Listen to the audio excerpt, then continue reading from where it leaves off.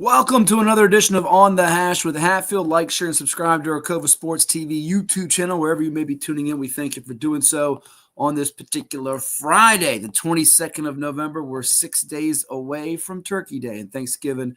Hope you all are grateful for all the great football action that we have happening. And we'll do a quick little synopsis of round one, which concluded on Thursday night, even though it started a week ago. And that's because of the Occoquan Region 6C, where Hatfield got reinstated after 3 o'clock Eastern in the afternoon last Friday. The Hawks, the number one ranked team on VirginiaPreps.com in Class 6 throughout the entire season, able to get allowed back into the postseason. And they had no trouble whatsoever in their opening round quarterfinal matchup against Thomas Edison. It's been a really long saga back and forth. What's going to happen with Hatfield? A lot of controversy. Some even speculated, would there be a boycott, a protest, teams forfeit in the first round? Well, they had no trouble in their opening round matchup. As you see the score right there, 75-7 against Edison, as they just cruised in this game, scored all 75 points before halftime. And then the JV's backups went in for Coach Darrell Overton's group, which looks to be on its way to another big playoff run here. He had those runs when he was the head man at Freedom of Woodbridge, although we shall see. There's another hearing scheduled in the courts coming up in December. I think it's December the 4th, just 3 days before the state semifinals are scheduled to take place. Fairfax a winner 29-19 over West Potomac, and really what was the only competitive close game of the night of the region quarterfinals. They got reseeded once Hatfield was allowed back in. Remember, the Virginia High School gave them a 2-year postseason ban. Judge reverses that situation. And Robinson, which was 3-7, got bumped out of the playoffs. Many not even really feeling they belong anyway at 3-7. Nonetheless, they're out. So Fairfax goes from a 3 to a 4. West Potomac goes from a 4, where they were the host, to being a 5. West Springfield goes from a 2 to a 3. South County was in the 4-5 game. They're ousted after a round one loss, 41-12 to the Spartans. And Lake Braddock, which had the number one seed in home field advantage throughout the regional playoffs, now become the 2 seed. They beat Mount Vernon 56-6. Does feel like we're on a collision course of Lake Braddock Hayfield this Saturday after Thanksgiving. Does not feel like there's going to be anything from a shocking standpoint that will take place on the gridiron in this region before that. Let's go up to the other matchups just from round one. Any quick thoughts, and we'll hit on the round two games too. We got chalk in Region 6A. No tight games in that region. Every game was won by double digits. The only one that was at all competitive was the 4-5 game with Manchester and Dale. I'll give you some quick hitter thoughts on the second round matchups coming up. Patriot and Gainesville played a close game regular season. Pioneers get it done. Jackson McCarter on the shelf for them. They get ready to take on their Cedar Run rival Battlefield, who's owned them in recent years here. In fact, Battlefield in that series, going back here the last several meetings, you look at what they've done against Patriot. Battlefield has prevailed now 7 straight times, haven't lost since a 35-0 shutout in the 2018 regular season finale. They got a new quarterback that has stepped in for them after the injury they had to their starting quarterback, and that quarterback has been doing quite well. Region quarterfinal win that they had over Garfield 42-7, and that QB Ethan Stowell 10 of 16, 216 yards, 4 TDs. So Battlefield's offense, even without Kellum O'Shea, looking mighty good. They've got Cole Woodson. They've got Binkowski. They have a lot of weapons there on that offense. They can still step up. Jaden Johnson, and there's not going to be much of a, I would say, drop-off for what Battlefield can do out there in Region 6B.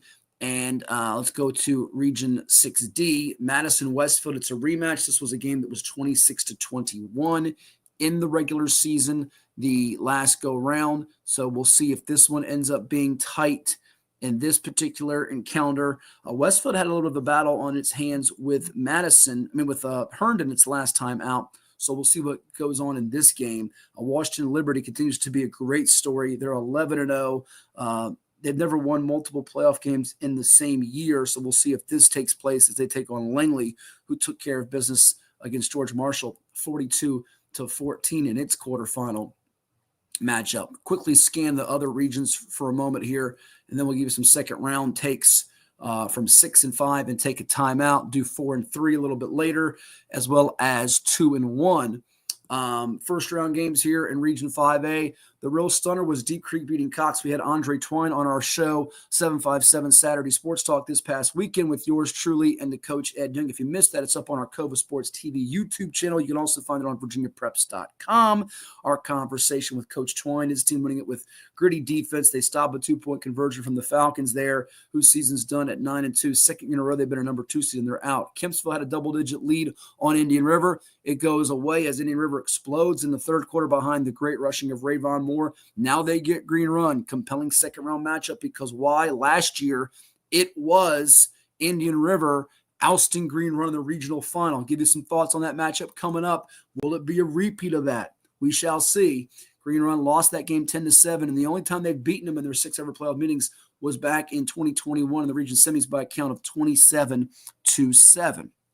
So you get a 1, a 4, a 3, and a 7. Salem had trouble with Bayside, but Willie Moore is the area's leading rusher, and he is the main source of their offense right now. Region 5B, it's Maury and Warwick, a rematch of last year's Region 5B finals. Commodores taking on the Raiders. Raiders dump Granby. Nansman over Bethel was your only competitive game. Amari Pryor, kudos to him. He shares the Offensive Player of the Year honors in the Peninsula District with Davion Roberts of Phoebus. And you have Kings Fork taking on Nansman River, a very spicy rematch from a game that Kings Fork had to eke out. Zadarius Swin had a couple of big plays in that game as the Bulldogs rallied from a deficit at halftime in late September at Nansman River, 32-27. Now the Bulldogs get them on their turf, on their field. We'll see what transpires in this rematch with those two coming up. 5C, if you want to call it an upset, you can, but it wasn't to me with Louisa beating Midlothian. They'll get William Fleming. Elsie Bird wins a defensive grudge match with Hermitage. Now Jason Wright and the Skyhawks get ready to take on a Matoka team that has a lot of weaponry. Dylan Newton-Short, Bryce Yates, Newton-Short, the UVA commit.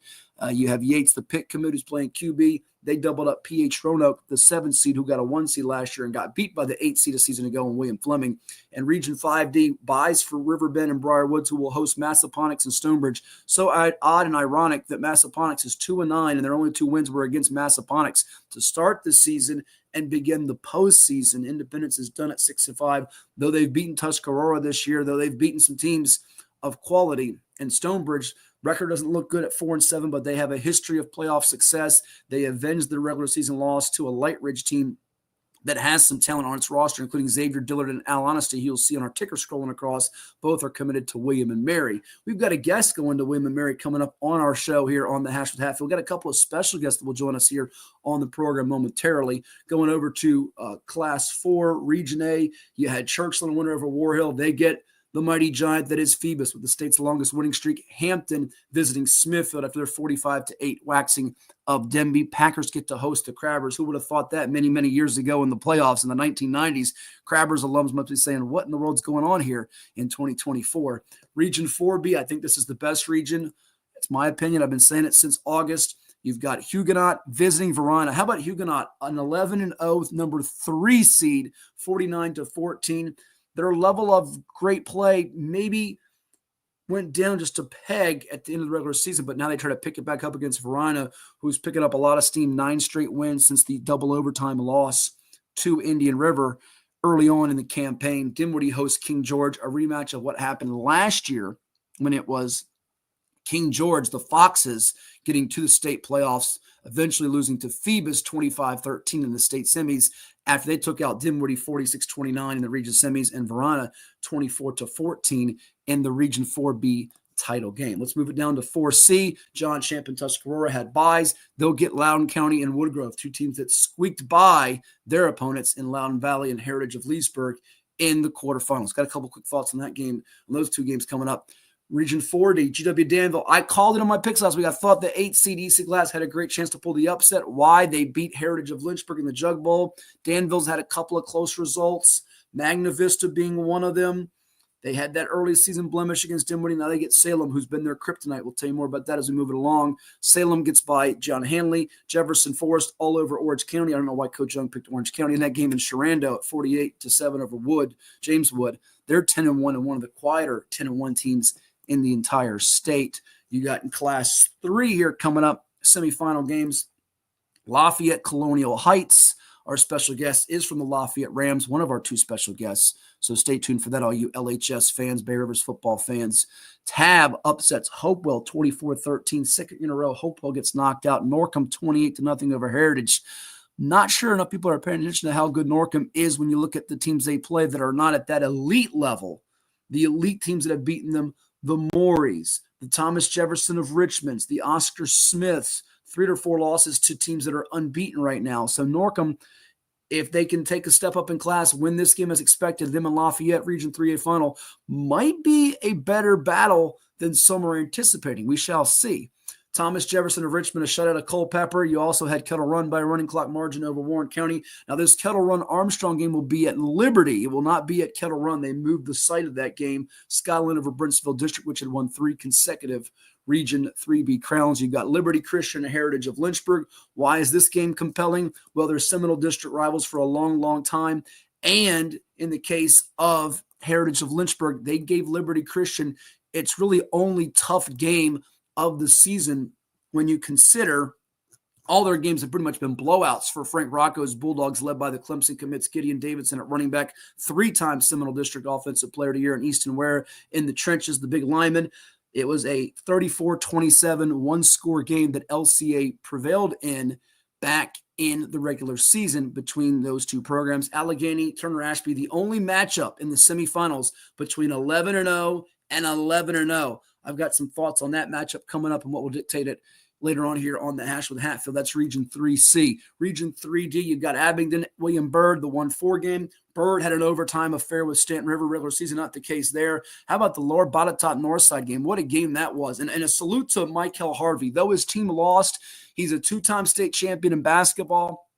They beat Lake Taylor in the wintertime in the state finals at VCU, and he had over 300 all-purpose yards in a loss to Lower Botetourt. This youngster is a baller. He's getting more and more offers, and there's a good reason why. Now Botetourt will see if it can take its show on the road against Magna Vista, which had to rally to beat Christiansburg. That could be a high-scoring affair. I'll give you my prediction on that game later on because it's the highest-scoring game I've got projected for Friday night's second-round playoff action in VHSL football. Let's move it to Class 2, where you've got Poquoson hosting Central Lunenburg. I laid eyes on Lunenburg during the season, covering them for the Farmville Herald against Buckingham. It's going to be a tough matchup with Poquoson, who just absolutely throttled John Marshall. No, this is not basketball. It's football, ladies and gents. Bruton takes on King William. Some injuries for Bruton in the backfield. They did still put up 47 points against Nottoway in its matchup there in the regional quarterfinals. But you wonder about that with King William, who's a 7 seed and a very deceiving number 7 seed. We'll call them a very deceiving number 7 seed because they play schools in higher classifications, so they're better than a 5-6 record. And Scott Moore's Cavaliers are no newbies to the playoff stage. They won a state championship just a few years ago when they had Damon Claiborne setting records as their running back before he went on to play in the ACC at Wake Forest for the Demon Deacons. Region 2B, this is where you had your shocker. Madison County beats Clark County. I had a chance to watch the Clark County sports report with Mo Murphy, who does a wonderful job covering them up there in Berryville. He spoke with Casey Childs and a number of those quality players for Clark County. It was a perfect storm, according to Coach Childs. Tough way to go out, 21-0 against Madison County. You give Madison County, Larry Helmick, all of them, the players and coaches, all the credit in the world to them. But Clark just did not have its night. They had some injuries up front in the trenches. It's no excuse, but that certainly contributed to why they did not advance at 10-0. They get shocked by Madison County. Now they get Buckingham, who doesn't mind playing a tough, gritty defensive game with Will Motley, Jaden Maxey running the ball and playing in a phone booth, if you will. That could be first to double digits that wins that type of game if Buckingham's defense shows up like it has been most of the year. Riverhead squeaks by Stewart's Draft. They lost to him regular season by a wide margin. They get revenge. Now they get Strasburg, who's been playing mighty well defensively. I think they've only given up double figures twice this year with its defense. Tough chore for the Gladiators, who have been playing in the state championship every year now for about a decade. Most of those in Class 1. They're now in Class 2 for a second straight year. Glenver, their quarterback, had, I think, 8 touchdowns produced. Brody Doyot, I've been waxing poetic about him, gushing about him all year long. He's a good one, folks. He's a junior. Watch out for him. He's trying to get the Highlanders to the state finals. Floyd County slips by Appomattox. Gretna and Radford win by identical scores. This is a true toss-up game, if there ever was one, in Region 2C in the semifinals. Heads Gretna, tails Radford. You flip the coin, ladies and gents. Region 2D, it's Graham and Virginia High. Virginia High has played them pretty competitively twice before. We'll see if they can do that again with the G-Men.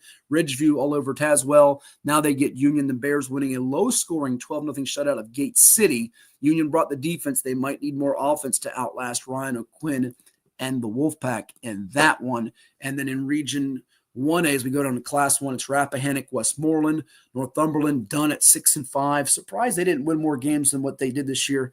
Northampton goes out as the 3 seed. They finish up at 8-3 as Middlesex escapes them 36-34. Essex looks like they're now picking up steam and getting back to their usual level of great play, a 64-0 shutout of West Point.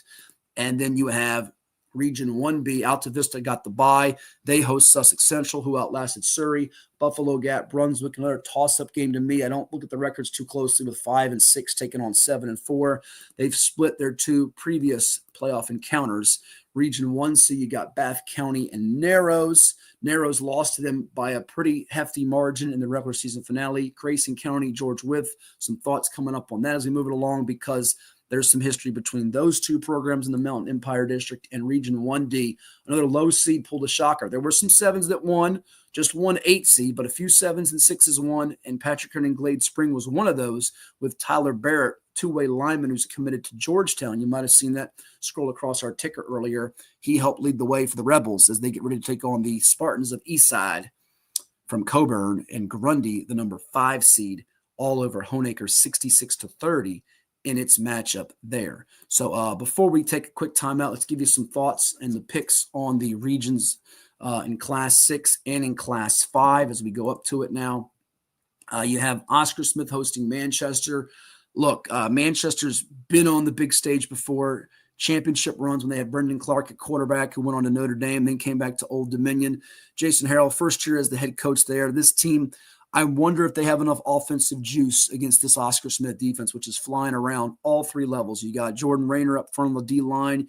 You got those linebackers like Malachi White flying to the ball. They rally to the ball so well. And then that secondary has been blanketing folks with Jamari DeLoach, his speed on the outside. Jaden Dabbs at safety, the Army commit. He is a magnet to the football. And then Jaden Koval's had a real breakout year at corner as well. Younger brother of Sherrod Koval, who plays at Clemson, and he's starting to get a lot of recruiting attention. There's just so many different individuals in this Oscar Smith defense that perform. And this could be a night, too, where the Oscar Smith offense plays fast and loose behind Lonnie Andrews III, Travis Johnson at receiver, those backs like Tajay Curtis and Brandon Nesbitt. I think we're going to find out more about the Oscar Smith offensive line as we get to rounds 3 and 4 if they advance as we expect. But I don't see them having much trouble with Manchester in this particular spot. Glen Allen Highland Springs is a really, really interesting game to me because I don't think this is a simple Highland Springs win. There was some red zone offensive issues for Highland Springs a couple weeks back against Varina. They seem to have solved them against Lansdowne, but now Glen Allen's going to bring a lot to the table, a lot to the dance in terms of what they can do defensively.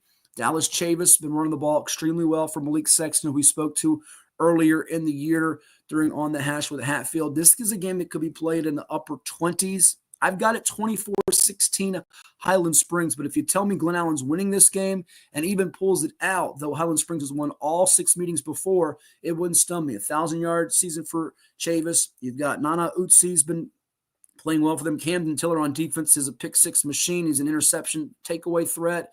Jake Perini having a good year, but it's going to come down to, Eric Bird's not been as healthy running the ball. Daron Ferguson's been banged up. So how this running game performs, and especially Nelson Lynn at quarterback, maybe having to produce some plays in the running game could really determine things for Lauren Johnson Springers. They just want to get through this game fairly healthy because Oscar Smith seems to be looming. And Glen Allen's real in this game. They're a 3 seed at 10-1 that doesn't feel like a typical number 3 seed. 6B, Battlefield Patriot. I look at the Bobcats and I wonder if Patriot has enough offense. If they had a healthy McCarter and he was out there, it'd be one thing. But even then, you look at this Battlefield team. Nobody has scored double digits on them all year long, and I think they've just been going about their business on a mission here. Greg Hatfield just got his 200th career win. Salute to him. There is no relation, I promise. Though we share the same last name. Battlefield won that regular season encounter that they had just a couple weeks back, and did so with, fairly fair ease, I'd say, 29-7. I don't see this being a one-score game. Patriot does have the talent. Obviously, Matthew Canoe at linebacker is a beast. He's getting a ton of offers, but it's not about Patriots defense to me. It's about, can the offense score multiple times on Battlefield? Nobody's done it all year. I don't see it happening here. Now, Colonial Forge North Stafford is a really, really interesting game to me. Why? Because Colonial Forge and North Stafford played late in the regular season.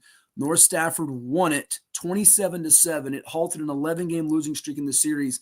This is a program that's gone from 0-2 to now 9-2, and how they've done it is remarkable to me, because you don't look at their team and you see a bunch of standouts. You don't see a bunch of studs, but my goodness, you look at how North Stafford has gotten here, and they've done it really, really impressively under Coach Marquez Hall. I think their defense is underrated. Micah Brown, running back, right around 1,000 yards on the year. He's been really good, and they don't have what you would consider one of the most potent offenses around, but their defense has got a bend but don't break feel to it. I would have thought Colonial Forge would take this game a few weeks back, and I don't discount that coaching staff. They've got some wily vets under Coach John Brown, his father, the Hall of Famer Bill Brown, and Coach Mangano, who used to be the head man at North Stafford on that staff, his son, a lineman. It's crucial for the Eagles. I just look at North Stafford, and though Woodbridge scored 28 on them the last time out, I feel like there's something really special there. Now, if they step up in class with Battlefield, can they move the ball and have some of the success? Can they have the passing dimension to go with the running that Brown brings? That's a real question mark to me. But, North Stafford here, if Chase Sullivan has a big game and he's thrown for well over 2,000 yards this year, I don't know that Colonial Forge gets him in this one. So I see the 1 and 2. I see chalk coming out of those two regions. 6C, we kind of tackled that. I'm sort of exhausted about the whole 6C stuff right now. At the time being, we know how good Hatfield is with Isaiah French, Jeff Overton Jr., the Virginia Tech commit, Vincent Ordenis, and all those weapons. Juju Preston, who's going to Clemson. 6D, Madison Westfield. I want to sink my teeth into this because Westfield for years was the heavyweight in 6D. If their defensive line and linebackers can really keep Mr. Nicely in check for Madison, I want to see if Madison can make enough plays in the passing game. Now, Dominic Nicely and the Warhawks have played some defensive battles. He had a couple TDs when they beat Stonebridge 17-0 to start the year off. But this Madison defense, much like Battlefield's, it can take over a game. All three levels. They have linebackers. They have defensive linemen. They have defensive backs. They know their assignments. They're fundamentally sound. I just find it hard for Westfield to generate enough on them. They had 21 the last go around, though, so they're going to have to hit some quick hitters and really get them off their game. Washington, Liberty, and Langley, looking at that game, Washington Liberty's defense really, really has done the job for them. They're 11-0 on the year, but it feels like if they get to that 28, 30-point mark, they're in good shape because it feels like nobody's going to catch them as far as what they're able to do defensively, bringing the pass rush. Nobody's scored more than 18 on them this year. They have hit for 40-plus on 7 different occasions, but I would just wonder if Langley's going to be able to block them up front. That, to me, is the game. If they do, they're in it to the end. If they don't block them up front, it's going to be a hard order for them. Let's do Class 5 here before we take a timeout and get to our first interviews, as we've gone a long time here before taking a timeout. Green Run Indian River. And having seen the Braves up close and personal this past Friday night, they had a heck of a second half. And Andre Alexander, the freshman for them, number 0 linebacker, my goodness, he's got such a bright future. I've raved about him before on this program. For Indian River, it's going to be about Cam Kirby's decision-making, being solid with the football, being a judicious decision-maker. If he turns it over against this Green Run defense, you're setting up a Stallions team that's got a triple threat way of beating you. They have triple threat elements on offense. When you look at Kassan Farrar, the UConn committed quarterback, he can beat you with his arm or his legs. You look at Charles Jackson in the backfield at running back, who's running for over 1,000. He's also a really, really quality pass catcher out of the backfield. And then Jaden Anderson, the Virginia Tech commit, who is the top receiver in Hampton Roads in terms of catches, yards, and scores. And he can beat you not just on catching it deep, but screens. They can hit him with bubbles, with hitches. And he can get you in motion on the move east-west on some jet sweep plays. They'll put him in the red zone and let him run the ball. So it just really, if you overcompensate in one element, the other two elements will beat you. And I don't know if Indian River's defense is quite as sound I know they had a pick six early, and they contained the Chiefs in the second half. But Green Run, I think, is a little more diverse offensively this year, whereas they at times depended so much on Keelan Brody Adams a year ago. Nothing wrong with that. He's an awesome wide receiver when he's at Virginia Tech for a good reason, a record setter. But I feel like Green Run's got this one this time. And my pick on this game, in fact, was, here you go, Indian River, get mad at me, and you can yell at me later if I'm wrong. I've got it Stallions 28-14. I think they avenged the loss of 10-7 a year ago. Salem 31-15 over Deep Creek. I know you're watching Andre Twine use it as bulletin board material for your guys here. Look, Hornets are a heck of a story with what they did. Breon Cuffey, Mike Jones, and that crew last week against Cox. They proved me wrong. I doubted them. But in this spot, I just feel like Salem, if they get out to a quick lead and their offense is humming, and they've had some games where their offense has been humming, ladies and gents, it's going to be hard to slow them down. You look at what Bayside did a week ago, sort of a familiarity factor, and you get that sometimes in football. It happened on Thursday night with the Browns and Steelers, division rivals. Salem had been averaging in its previous 5 games, and that's before they played Green Run on October 4th, 48.4 points per game. So if they hit Kassir Patterson over top, Fabian Wells for a big bomb, Jason Scooter Williams can hurt you with his legs as well as his arm, and then you got Willie Moore running it. I don't know that Deep Creek's offense is built to throw it, and Cox was not as explosive in its game. So I give the edge here to the Sun Devils in a big way. Maury Warwick, really good rematch from last year, but Maury, all that's in my brain is, it was a 7-7 game last year. Warwick got a block kick, if I recall right. Special teams made a play, but I just look at what Maury can do through the air with Torrey Newkirk and his myriad of receivers, from LeBron Bond, who's going to Indiana, to Javon Wiggins, to Damon McDaniel Jr., Eli Moss. It's so many different receivers you have to account for. I'm probably leaving out a couple. Kendall Daniels can catch passes. That this feels like Maury is going to have its way again. And Saeed Williams was one of our recent Chicho's Pizza 757 Football Player of the Week recipients. If they get down multiple scores, I wonder about Warwick's offense being able to keep pace with them. Warwick's chance in this game has to be their front four breaking down the pass protection of the Maury offensive line and getting to Newkirk, rushing him, putting them in third and long situations. If they do that, then they have a shot in this ball game. I just don't know that Warwick has enough offensive firepower. Would love to see them with a healthy Messiah Delhomme here. Their defense has been balling out all year long, and we saw it against Phoebus with Xavier Carter, Isaiah Emery, who shared Defensive Player of the Year honors in the PD, that whole group. But Maury, to me, it feels like it's their time. I actually picked this score, I think 30-10 in this game. All right, Kev Walt, what's up? He says, Forks up. I was there for Kings Fork Nansman the first encounter. If Tyrell Grant's not a go, and I don't think he has been the last few weeks for Nansman River, I find it very difficult for the offense of Nansman River to get it done here. I think Nansman River's defense, which we spoke about with Alonzo Ricks Jr. last week, can stay in this ball game. But the Kings Fork offense, it took it up another level, another notch last week, 54-0 over Menchfield. I think they want to crack at Maury, maybe Warwick too, but they want a chance to get in the region finals. They were beaten last year in the region semis. This group is hungry, and they have a bunch of guys on defense that are making plays, from Joshua Pittman to Brandon June to Zach Walton to Reggie Davis. I almost said Reggie Owens going back to Ocean Lakes. Reggie Davis. They have a bunch of guys that are making plays. And Javon Ford is the workhorse on offense, but they don't have to depend on him as much as they did a year ago in that spot. And I think he got worn down last year. It's probably fresher here in November. That's my feel. I don't think this game is as tight. I think Kings Fork wins this game something like, what's my prediction here? I don't have Coach Jones' picks in front of me at the moment, but 29-7 is what I said. So Nansman River, take that as a potential slight here, but that's what I'm saying. I think Kings Fork is now increasing the offense, and Nansman had a hard time with Bethel and without Grant's arm ability to force the ball down the field. Remember, he had about 300 yards of offense in that last meeting. I think that really handcuffs a lot of what they can do on the offensive side of the football. Let's go to Region 5C and 5D, then we'll take a break and we'll have our special guest, our first one for you. William Fleming, Louisa. I'm calling for the upset in the spot. I think Savion Hyder, Dajier Carter pull it out against Fleming.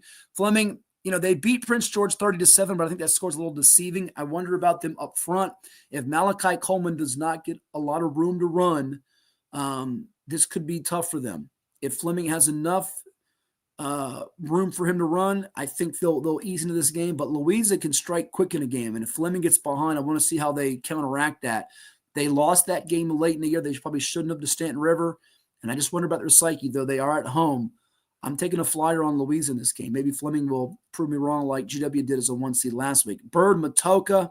I want to see if the Bird pass rush, if their blitz can keep Yates in the pocket. That could tell us a lot. While we watch that and how Bird's defense does against the Matoka offense and their ability to air it out, the other factor of this game could be, can Matoka's defense, which has been rock solid, really make the Skyhawks one-dimensional? If they can, they win it. It feels like a 21-13 game. I'm not as convinced as I was maybe a couple weeks ago that it's going to go in the favor of Matoka. I'm picking the Warriors to take this one, but I don't think it's a cinch. I think this is a 60-40 type of game. Could go either way, and it would not stun me if we get a Bird, Louisa, Bird, Fleming, or even Matoka, Louisa, Matoka, Fleming region title game. Stonebridge, Riverbend. I love me some JoJo Thomas. He's had an awesome year. He was one of my hats, hits, takeaways a few weeks back. But in this particular game, I think Stonebridge knows it's playoff season. Their record's out the window, and their defense can really bottle you up. I think Stonebridge and Briar Woods are going to square off. I think Brady Carmichael and the Falcons one other crack at Stonebridge. Riverbend is 7-3. I would wonder if their defense can really make the Stonebridge offense ugly. At times it has been, but Stonebridge scored 35 last week, and they seem to have found some things offensively. And you knew that would happen in time under Coach Golston, getting, acclimated to what they do over there. They've been known for years with the single wing under Mickey Thompson. It's taken them some time. So if you're looking for an upset, again, I'm going Stonebridge over Riverbend. Riverbend's played a lot of high-scoring games in that Fredericksburg area this year, Commonwealth District, but I'm not sure they've seen the type of style that Stonebridge is going to bring to the table. And they played a lot of hard, quality opponents out of a district in their schedule that prepped them for this, and I think they're ready for this moment. So there you have it. Yeah, you're funny. See, I was all over the place, Kev Walt. You were watching, I know. I'm just rattling off a bunch of names and in my brain thinking about these games, breaking them down. I'm trying to do it analytically here. Not going off a script. I'm doing all up here. But appreciate you tuning in. That's from your days when you played at Lansdowne. You know what I'm talking about. So, but yeah, Reggie Davis, Kings Fork. So I'm going Riverbend and Briar Woods. Stonebridge and Briar Woods. I think the 1 seed gets knocked out in this spot. So JoJo and the Bears, you can shut me up by putting up a big effort and knocking out a Stonebridge team that makes it almost regular on their schedule. Like Coach Young likes to say with Princess Anne girls, it's on their schedule to play in a state championship. We'll see if Stonebridge does it again this year and does it after a really horrendous start to the season, but they find a way when it gets to playoff time. All right, when we come back, we've got for you on the hash with Hatfield, special guest for all of you out there, Apprentice School head football coach Vincent Brown previews the Neptune Bowl as they will be taking on Atlantis University coming up on Saturday. So that's coming up next here on the hash with Hatfield. Stay tuned as we will be breaking that down with Coach Brown. You want to come on out and tailgate 10 o'clock Saturday morning at the Plex. We'll be doing our show 757 Saturday Sports Talk. From there, we'll be streaming the game coming up at 2 o'clock on Saturday from the Plex. College football comes to Virginia Beach. Oh, you don't want to miss it. And here's more about that Neptune Bowl. Get ready for the Neptune Bowl presented by DoubleTree by Hilton on November 23rd, 2024 at the Virginia Beach Sportsplex. Tailgating starts at 10 a.m. Grab your passes for just $50. Gates open at 12:30 with kickoff at 2 p.m. Advance tickets are only $20 or $25 at the gate on game day. Don't miss the third annual Neptune Bowl featuring a dynamic matchup between the Apprentice School Builders and the Atlantis University Atlanteans. Visit beachsportsplex.com to learn more today and secure your spot. At CHKD, sports medicine is more than just treating injuries. It's a whole team approach to caring for young athletes. With experienced physicians, surgeons, trainers, and rehab specialists here when kids and teens need them most. Our experts help young athletes prevent injuries too, with advanced training and conditioning programs that keep them in the game safely. CHKD Sports Medicine, where kids are more than patients and we're more than a hospital.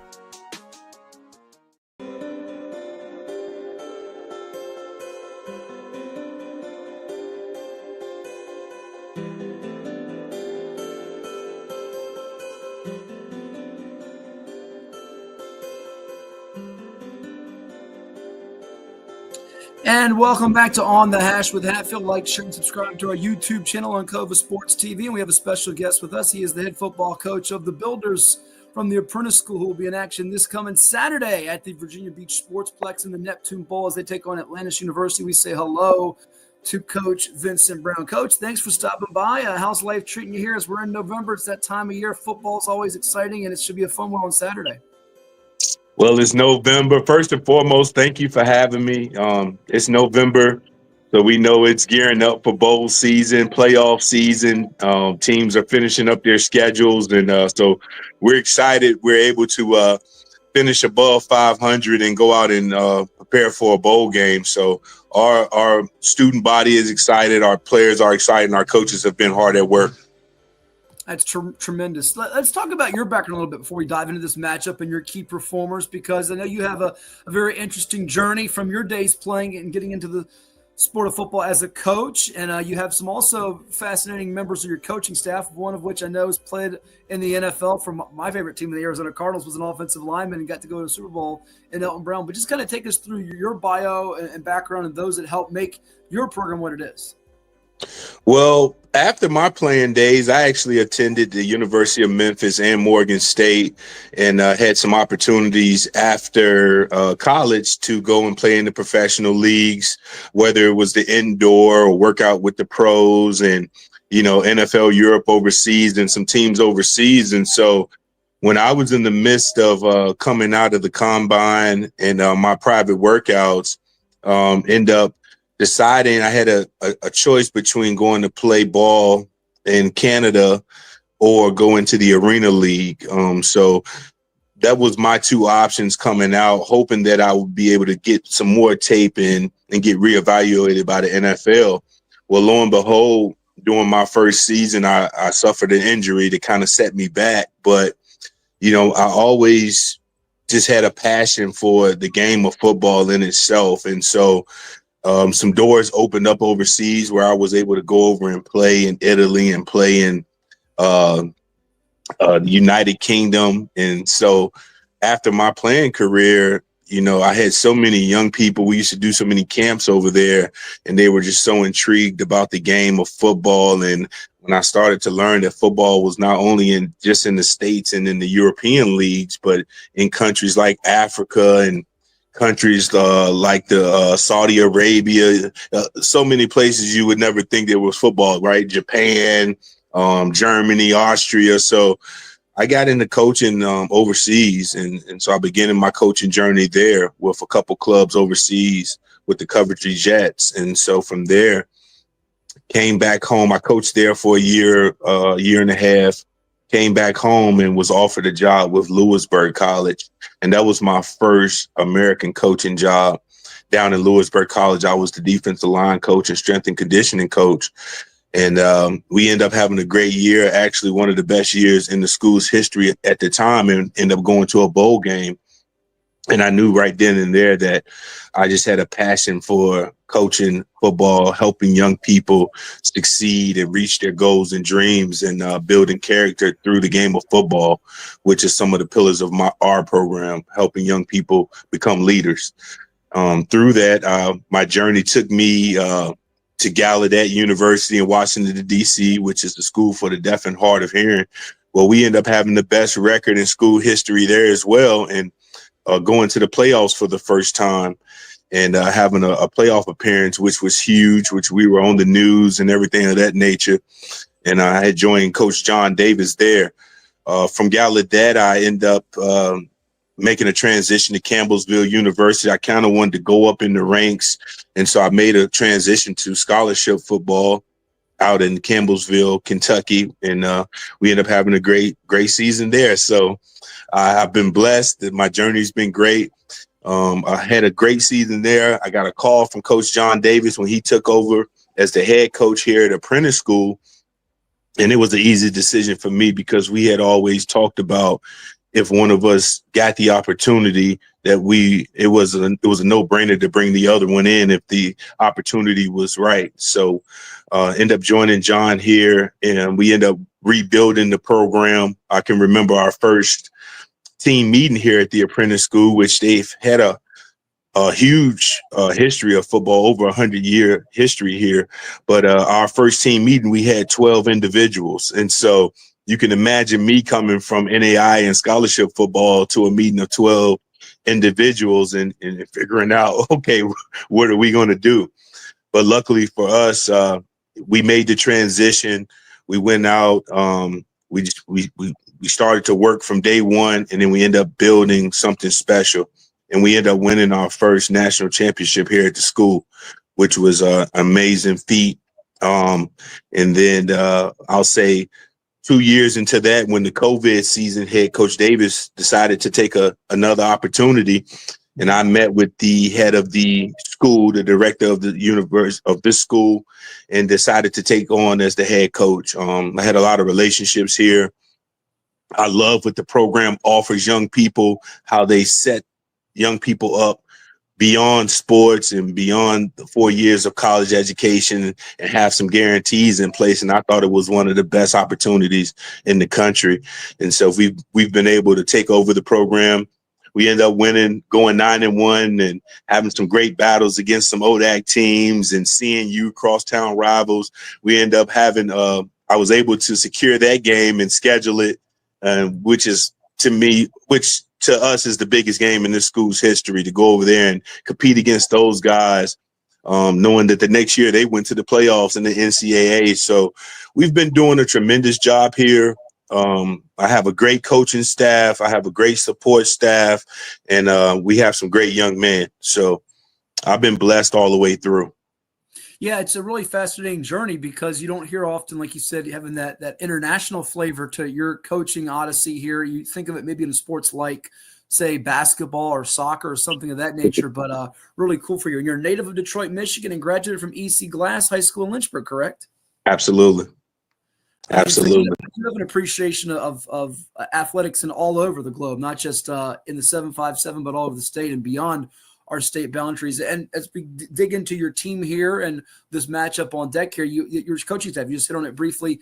You have some other Browns on this coaching staff, the likes of Elton Brown, who played in the NFL, Scorpio Brown, Lyndon Trail. People remember him from his days not too long ago here. Got a chance to go in the pro ranks, Norfolk State University. So it's a really neat bond, I imagine you all have, right? Yeah, it's been amazing because I've been very blessed and fortunate to be able to obtain coaches like a Elton Brown, who is, to me, is the mayor in this area. You know his illustrious career. The funny thing about it is I was a freshman on the EC Glass state championship team when Ronald Curry was the quarterback at Hampton, and Elton ended up coming there the next year. So we didn't get to play against each other in the high school ranks, and we missed each other in the colleges, him being at UVA, me being at Memphis and Morgan. But I actually got the opportunity to play against Scorpio Brown, who was also my co-offensive coordinator and strength and conditioning coach. And man, it's been full circle. So being able to reconnect and share those stories with both of those guys, we kind of have our rivalries here and there. And then being able to bring just a multitude of coaches, giving them opportunity. I look at this position that I'm in as helping younger coaches get into the coaching game, becoming better, becoming stronger in their crafts. And then if they choose to stay or if they choose to go, then I'm always going to promote them to do what's best for them and their family. But we've been very lucky and fortunate here at the Apprentice to have such quality coaches with the wealth of experience. As you mentioned, Coach Trail, I brought him on a year ago, and he's been growing as a coach. He was a player at Norfolk State. He played in the NFL as well. And so I'm always looking for those type of guys who are hungry, who are willing and able, and who are their main goal is to help young people develop as leaders. Mm-hmm. Let's dive into your team, some of the key performers. I know you have some 757 guys on this roster and that are homegrown from the state of Virginia. And I know in your senior day loss to Monroe, you were able to force some turnovers, but you also made the comment that you couldn't get quite rolling on offense, had too many turnovers yourself, moved the ball some chunk plays, but struggled to score. Give me sort of an assessment of your squad, what you like, what you got to clean up here for this matchup, and some of the ones to watch out for. Well, as you said, we do a great job of recruiting in our area. It's a wealth of talent here in the 757 and in Richmond and in Lynchburg, all these places in Virginia. So you really don't have to go too far, but we do a great job of, spreading the wealth, right? We go up to PA, we go down to Georgia, we go to North Carolina. So our roster is spread, but the main core is 757 guys and Virginia guys, and so we knew this year it's amazing enough. We were in a rebuilding year, right? We graduated. We had one of the biggest graduation classes here at the Apprentice School. We're very proud of that, and one of the highest GPA for the school for athletic teams. So we're very proud of that. But we've been in a rebuilding stage, and we started off with one of our former players who also is a golf player, and he came back for his senior year, Grant Swanger, and he ended up getting injured. And so that kind of threw a curveball. And even though we had a great talent like Junior Rios from Warwick High School coming in, all through camp, he was working receiver because we felt like we knew Grant could do the job. And so we had his backup, which was Logan Coleman. And so, just trying to get those guys going. But overall, we've been hit with the injury bug, so we had to put some pieces into place that would necessarily not play. And so my hat's off to this team for the way that they've been able to handle adversity, fight through the storms. And then we're just, as a coaching staff, figuring out how to put our guys in the best position possible to be successful. We got some great talent at receivers with TK Petty and Josiah Beecham and AK and Kyle I know Kyle, he got injured as well, but we put some great athletes around our quarterback to be able to go out there and make plays. And our strong foot this year has been our defensive unit. Though most of those guys have been together a little bit longer, we end up losing some guys early just to the nature of who we are and where we're at. They just didn't handle their business. But for the most part, we played a game physical, we're disciplined. But we've had some situations where we had to put some young guys in the back end. And, at that point, it's a 50-50, right? It's a toss-up. And some of those guys need to mature a little bit more and need to get better in the weight room in an off season. But the future's bright here. We look to have a great recruiting class coming in. So I'm excited that these guys get to play in this game and go out there and show who they are and what they're all about. Yeah, we'll get to the meaning of playing this Neptune Bowl and the matchup here with Atlantis University in a second, but you hit on it. A lot of local flavor. Those swingers hurt from Grassfield High School. Junior, as they call him, Eduardo Rios from Warwick High School. You got Sincere Hawkins on defense from Maury. Adonis Watson, a teammate of Rios's at Warwick. I'm forgetting some other guys. Jashawn Miller Arrington from Kempsville. List goes on and on. AK Kendrick Overton from Nance River. For those that are unfamiliar with what you all do at the Apprentice School, you are the builders. You have student athletes and young men in general that have trades here. It's more than just being the football player. You ask a lot from the responsibility standpoint, but I'm sure it's very fulfilling and enriching for them when it's all said and done, which you all help them learn and grow from in their time there. Absolutely. And that's one of the biggest reasons, I decided to stay here and become the coach of the Apprentice School was for the opportunity that it provides. Not many people in the country know that our guys they have full 40-hour work weeks, and it's broken down between classroom study and on the waterfront, on the work front. So even when they're in the classroom, it's not a typical situation like, say, across the road where I might have a class on Monday and maybe on Thursday or something like that, right? Our guys are in the classroom bright and early, focused and ready to go because what they do is so great.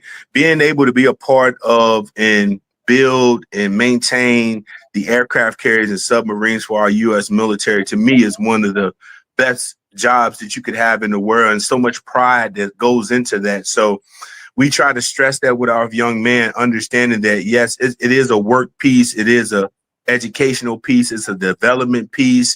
But all of these things together will help you become a fantastic young man out here in our society. But more than that, set you up for the long run, well beyond playing the game of football. And so that's what we aim to do. We look to recruit in and build leaders for the company. And so they're able to go and have families and not be in debt, and those type of things is what's important to me. Some of my other schools that I mentioned before, I watched kids go into debt, and then when they graduated, they had no plan, but they had a whole bunch to pay back. And so here our guys are graduating with great credit scores, 401ks, and rarely have to go to the bank to ask for anything because they've accumulated those things. So that's what I love about what we do. And then, we're going to continue to build upon that. And that's what we look forward to doing. So awesome to hear in our final few minutes with you, and we appreciate you coming on. So glad to connect with you, and we're looking forward to calling the game with my partner, Coach Young, and I. We've been showing commercials for weeks now on our Cova Sports TV YouTube channel here and on the Hash with Hatfield, as well as on 757 Saturday Sports Talk. Coming out, big tailgate before the game with Apprentice School and Atlantis University at the Plex. Kickoff at 2 o'clock, and we'll be streaming the game for you live, folks. Twofold question here for you, Coach. Part A of it for me. Tell me about this matchup with Atlantis University. What we should watch out for from them in terms of what they bring to the table offensively, defensively, schematically, as far as what they do. Some keys, if you can give us as well for the game, what you must do in order to be successful and come out on top in the ball game. And then second fold, just the significance of playing this ball game at the Plex in the 757, representing the area code against a team from the Sunshine State. What's it mean? Kind of break those two down for me if you can. Absolutely. So when you talk about Atlantis, you talk about a team that's have been building the last couple of years and getting their program right on track to be where they want to be and to have the opportunity to play in this game. Anytime you talk about the state of Florida, right, you're talking about speed, you're talking about athletes. So we have to prepare for that. Watching them on film, they have some big boys up front on that offensive line, and their quarterback, he's a bigger set guy, but he has the arm strength and he has the vision to get the ball to where he wants to go. So when it comes to them and then watching them on defense, they're going to play man to man. They're going to play some zone. And so we have to be very secure on our side of the football as far as our offense taking care of the football first and foremost, and then being able to run the ball. We know if we can give our quarterback the time that he needs, then we can find our receivers, our playmakers. That's the type of offense that we push. And if you look at some of our scores early on, we were headed in that trajectory. And so I look forward to those guys stepping up to the plate, our offensive linemen coming together, giving our guys time, and our running backs running hard.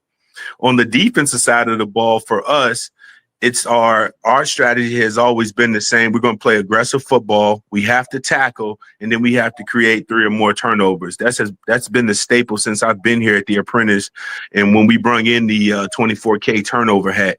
And so most of the times when we're able to do that and be solid on special teams, which is going to be big in a bowl game, you should make sure that you're spending enough time on your special teams to be secure where we're not. We know we can flip the field position, but we're not turning the ball over and setting ourselves up on the opposite side of the field.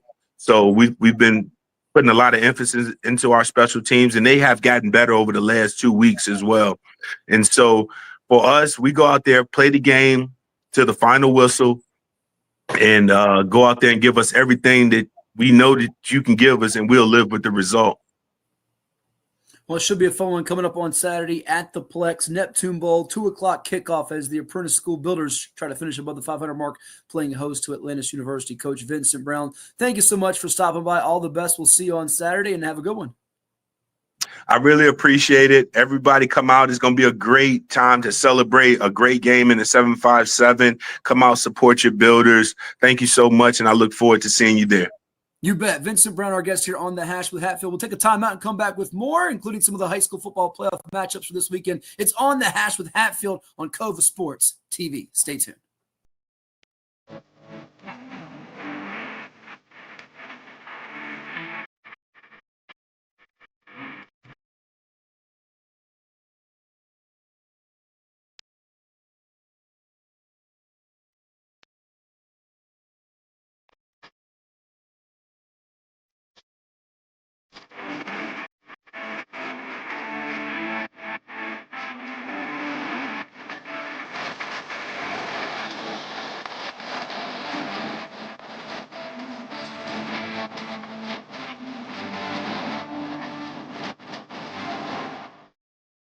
Well, it's everybody's favorite time of year again. Time to prepare to make your annual donation to that infernal revenue service. And if you're like me, you need help. Help to keep that donation as small as possible. So get off your W-2 and call John Maynard at John's Tax Service. 455-6763. Pain and Gain, your one-stop shop for all things field hockey. Located in Princess One Shopping Center, Virginia Beach, we carry everything you need on the turf, from black sticks, turf shoes, mouth guards, and much more. Try out your stick before you buy in our synthetic turf area. Pain and Gain. Embrace the pain, enjoy the game.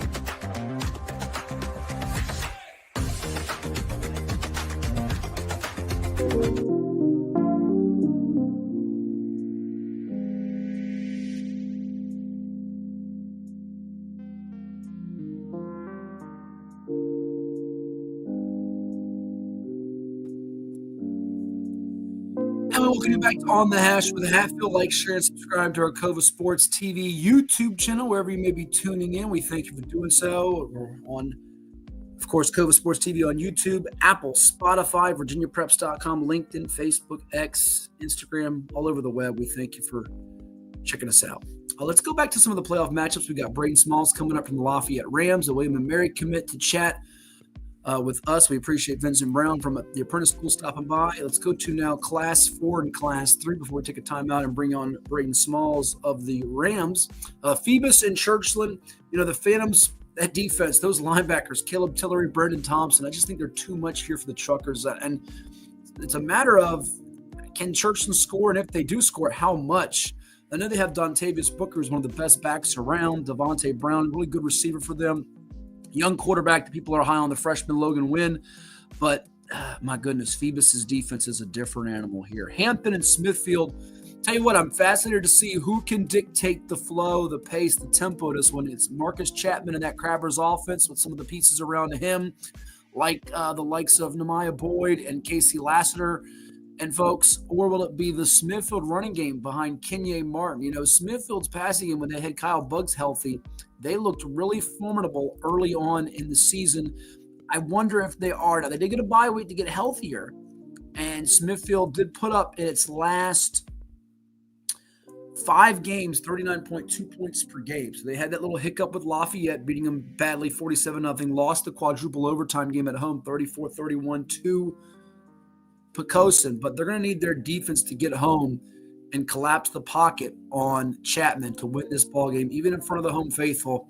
I give the edge to Hampton, something like 27-20 in this ball game. Dinwiddie, King George, hey, look, the Generals, I think they're on a mission behind the one and only Harry Dalton this year.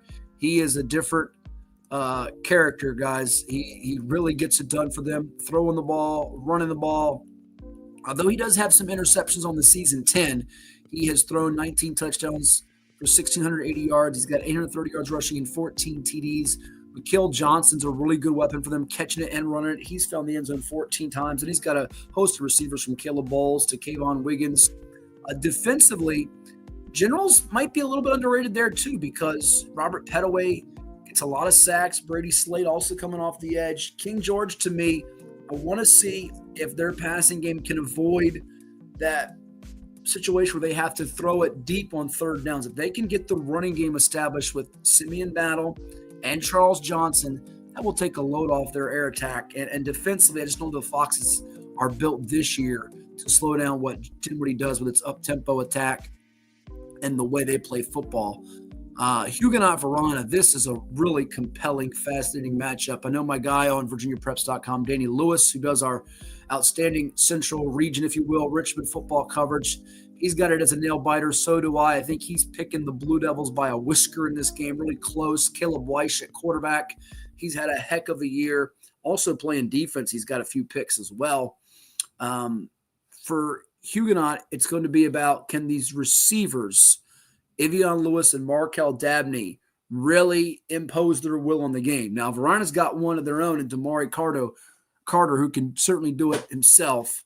And up front, I wonder if Huguenot has the ability to block Ja'Shawn Richardson and Jervell Barksdale and those guys that can come flying forward in a hurry. This feels like a 21-20, 23-21, 28-27 type of game, and the team with the ball last might be the one that gets it done. But, Huguenot, they can score fast and in bunches. This might be your 34-33 game of the night with these two. My goodness, this is a state semifinal championship level game in the region semifinal second round.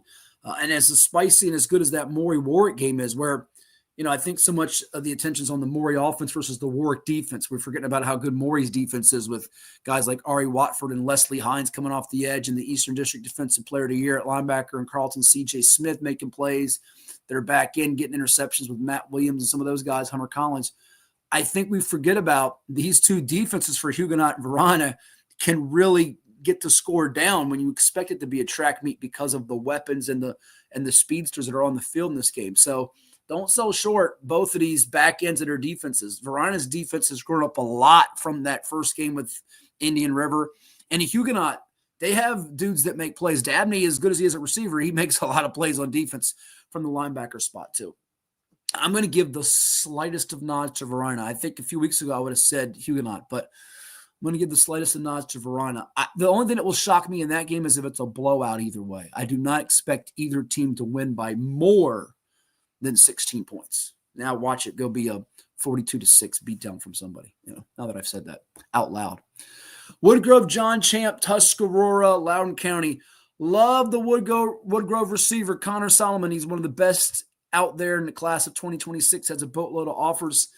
I just look at Woodgrove, and I don't know if their defensive personnel is there to slow down what John Champ presents with its air attack, with Harvey catching the ball from Pena and the way they can spread you out. Lee Carter and his staff, they do a superb job of really widening the field and stretching teams vertically while widening the field, which is not an easy thing to do. Look at their recent matchups, and John Champ has been able to prevail in those games and do so without a lot of resistance. I don't think that this is a game where Woodgrove gets them. They played back October 18th. It was 40-28, and the winner does score 40 in this game. I think the last three times they've met. Give me Champ in this ball game. Tuscarora and Loudoun County. Believe it or not, Loudoun County actually won a matchup with Tuscarora back in September of 2022, but Tuskie's won 10 of the last 11. And I don't know that Tuskie's gotten enough attention statewide in Class 4 with what they do. They've got a bunch of guys that can make plays. Dawson Powell, wide receivers, going to Boston College. Tristan Teasdale. And defensively, they've all been bought in. They're all in sync. I just see Loudoun County having a lot harder time moving the ball and scoring in this game than they did against Heritage of Leesburg the last time out. Tell you what, GW Danville-Salem fascinates me on a lot of levels because this has been the one kryptonite, the bugaboo for GW Danville. If they're going to take that next step as a program, and Nick Anderson's team thinks it can, they've put up 42-plus points 5 times this year. They've won 10 in a row here. And since that 55-21 loss to Dinwiddie, they've gotten it figured out. Salem has knocked them out of the playoffs all 5 times they've met from 2014 to 2021, and they've averaged 42 points a game in each of those games. I should say 44 points a game in those games. They've put up 35 in each of those games. Now, GW's defense was a lot better in its first-round game than Salem's was. You could say, well, they played Hanley, they played EC Glass. Does that matter? That's to be seen. Josiah Persinger ran for $178, had a touchdown run and a TD for Salem. And then you've also got Cohen Logan making that INT to seal it for them. I just do wonder if GW Danville's defense can stop the run. I feel like that's where this game is going to turn. Jefferson Forest and Sharando, this feels like a game that's the 22-16, 21-18 gritty, grimy defensive game. Now, Sharando is +9 in the turnover department. That's a big deal. Their special teams unit can help them. They're at home. That's also a big deal. Off the edge, though, Slade Kesey, could he wreck the game defensively? The Seminole District Defensive Player of the Year. They're going to play that 4-4 base defense, cover 3, keep things in front of them, make Sharando be patient offensively. They can do that this year because Sharando's put up 37 points per game. I don't think this is going to be a quick strike game. You're going to have to be methodical and really, really efficient. This is a hard game to call. I would have said without much hesitation, Jefferson Forest start of the year. I think their physicality, though, finds a way against Sharando on the road in the first ever meeting between these two teams. But this could be a whale of a ball game. Tough one to call. I give the slightest of nods to Jefferson Forest. But if Sharando's quarterback play and offense is less mistake prone, hey, they can pull this out. Very, very easily can pull this out. Would not surprise me in the least. As we move it to Class 3 now, Lafayette, Colonial Heights. Look, Colonial Heights is a nice story. We got Brayden Smalls coming up. I don't want to diminish what they've accomplished, first ever playoff win, but I think Lafayette's just a freight train coming. I think they're going to run the ball at will with Brayden Smalls, Breon Stokes, and that crew. And Ball Mahog, I think he's due to have a couple of breakout moments in this postseason, both offensively and defensively from the linebacker spot. I think Andy Lynn's team can name the score in this spot, and I don't know if Colonial Heights' defense has enough personnel to keep the Rams from doing what they want to offensively. Plus, I don't know if their offense is going to have anywhere near the success it did a week ago. Tab and Norcom. I want to see if Tab can actually run the ball in this Norcom defense. Norcom has the size, speed, athleticism edge. Landon Howard's had a great year, over 1,200 yards rushing for the Tigers, who have been opportunistic at times in stretches for John Byron's team, but they've also been gashed by the run. So while Matthew Outen is the big flashy weapon with 28 grabs this year, nearly 700 yards for Anthony Hawkins' Greyhounds, catching it from Jody Shelton. This is a game where they might put Outen in some wildcat and run the ball with a mixture of backs and just try to really impose their will, use that big, massive offensive line to its strength and wear Tab down quickly in this ballgame. I like Norcom by a big amount and that 3-8 tilt. Thomas Jefferson of Richmond and Skyline. Too much Amari Goff and Rashad Cherry for TJ. Skyline got their playoff win over Brentsville District, and I don't know if they have enough defensively to contend with the speed of TJ on the edges. And I think this TJ defense, especially in the front seven, can really make Skyline one-dimensional offensively.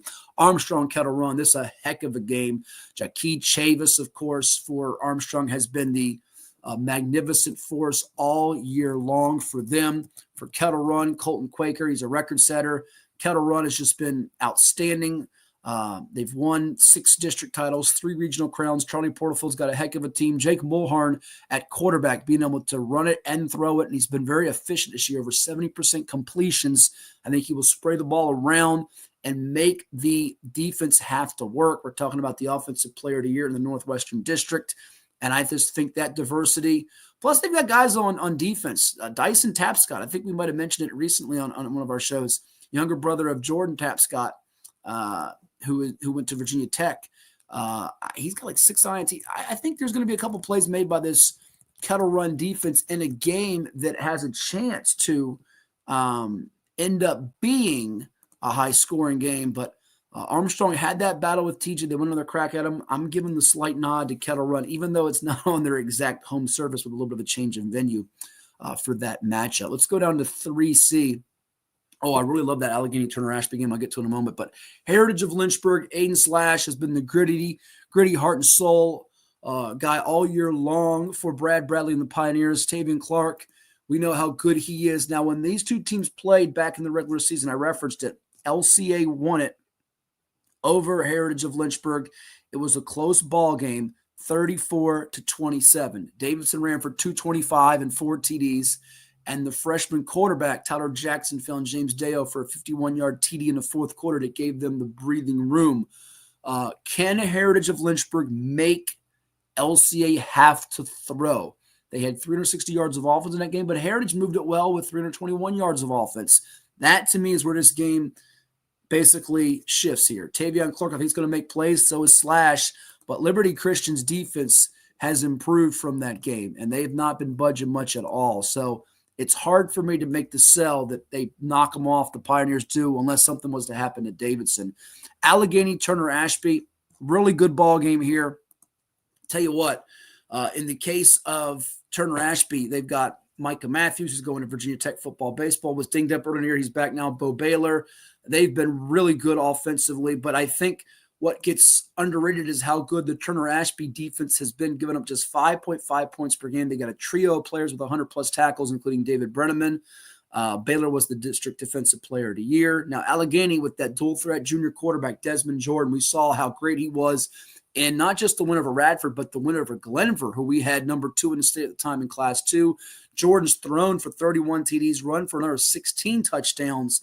He's a do-it-all guy, and then he's got Xavier Haslett, wide receiver on the outside, pretty good tight end, and Sarge Persinger.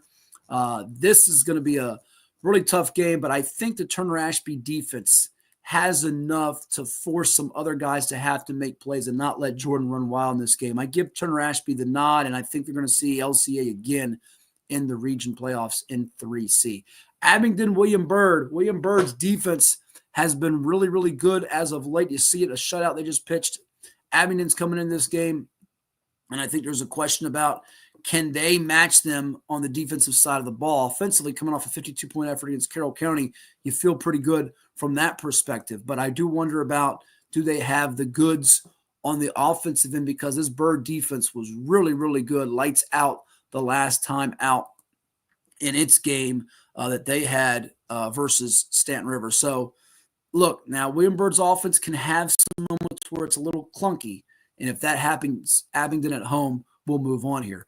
Turner Ashby, Lord Botetourt. You got Tristan Overbay for Lord Botetourt. He's a mighty good player. For Magna Vista, you got Simeon Moore. He's a mighty good player, running the ball, throwing it from the quarterback position. And I think this is going to be a really, really compelling game to see how it plays out. I feel like this is a team with the ball last that's going to win it. I really do. I think these two offenses are highly explosive. I think they both have been porous at times defensively. If it comes down to either defense making a play, that'll be fascinating to watch. But it does feel like, again, it's going to be played in the 40s. You know, Ethan Dukes came through in a big way for Joe Favero's team last week, 28-25. I do wonder here about health-wise. In the trenches, will Magna Vista hold up because of what we've seen out of the Cavaliers over the years in these games where their offensive and defensive lines can just wear people down? But in the end, I feel like though Moore's accuracy has been a little hit or miss at time, I feel like Magna Vista has enough, and they'll find a way, with Dukes being a big component in their power game against Botetourt. Botetourt's not been as strong on defense. You see, giving up the 41 with Northside, and some of the speed Magna Vista has could pose some issues for the defense. But this is another game that can be a classic in the region semifinals. We've got some really good second-round games, and this is one that intrigues me. Who's going to tackle the best could certainly decide this game too, with the Cavs and the Warriors. And that wraps up Class 3 and Class 4. I think I've got this game picked, by the way. We'll see how right or wrong I am. Magna Vista winning it something like 45-42. Yeah, that's my pick. I'm going out there on a limb on that game.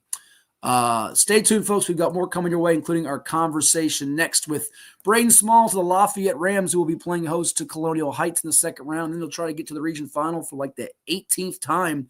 I want to say this since 1998, trying to get back to the state championship where they lost last year at Liberty University to Liberty Christian Academy's Bulldogs. It's coming your way after we hear from some of the sponsors that make it possible for us to do this with you. Stay tuned. You'll hear next from One Life Involved. What is more? Is it more reps, more strength, more stamina? We say it's all of that, but it's greater than just what's in the mirror. It's about improving your mental and physical health. More is a feeling of achievement, fulfillment, confidence. It's looking better, feeling better, being better, and it's our mission to get you there. Because here, you are more. One Life Fitness. I grew up here.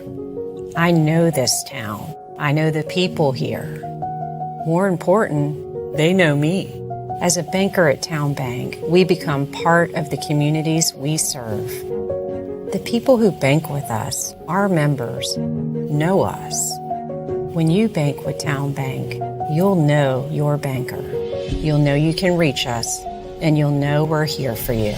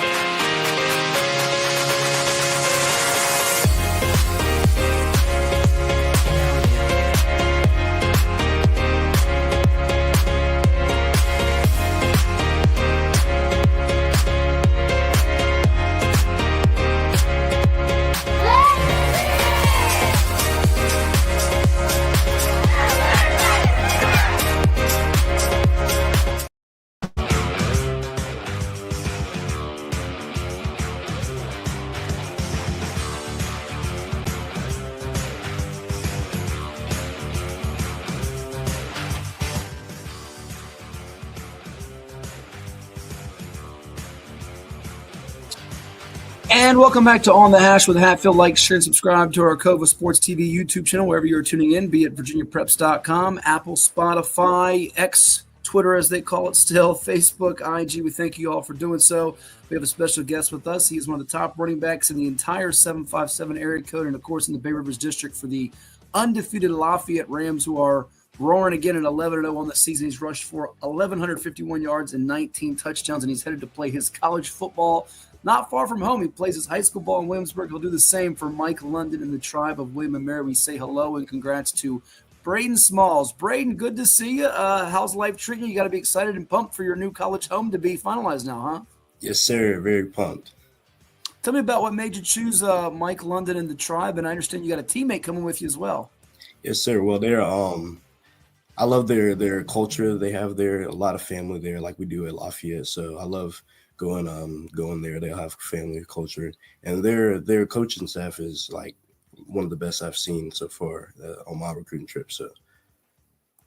Yeah, I mean, for you, you've been a part of this Lafayette attack the last couple of seasons, the wing tee where you all mixed up with different backs yourself and certainly Breon Stokes and others that touched the football. At what point did you say, it may have been when you got to high school, you know what, I think I can do this beyond the high school level one day and be a college football player? When did it kind of enter your thought process or your mind?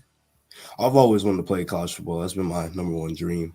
And getting to Lafayette, Coach Lynn is really taking people from Lafayette and, put them in positions that he saw them, being able to be. And he's helped them move on to different levels, so that goal was very realistic from the time I stepped on into Lafayette. Sure. Now, you're not the biggest of backs. Tell the folks what you check in at height and weight. 5'7", 160 on a good day. But on a good day, okay. But you got some speed and you got some moves. Sort of describe what you think you do well on the field. And what did the coaches at William & Mary like most about your game?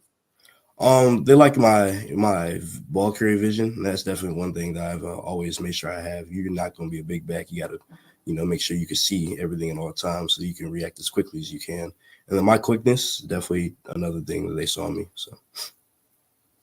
Good deal. What have you worked on most in your craft these last couple of off seasons as you've built up to your senior campaign? I gotta say my cutting. That's definitely been something, just reacting with my cuts and all that. That's always been something. As soon as I see a hole, gotta hit it full speed, 100 miles an hour. And speed translates to strength. So that's always been something I've been working on too.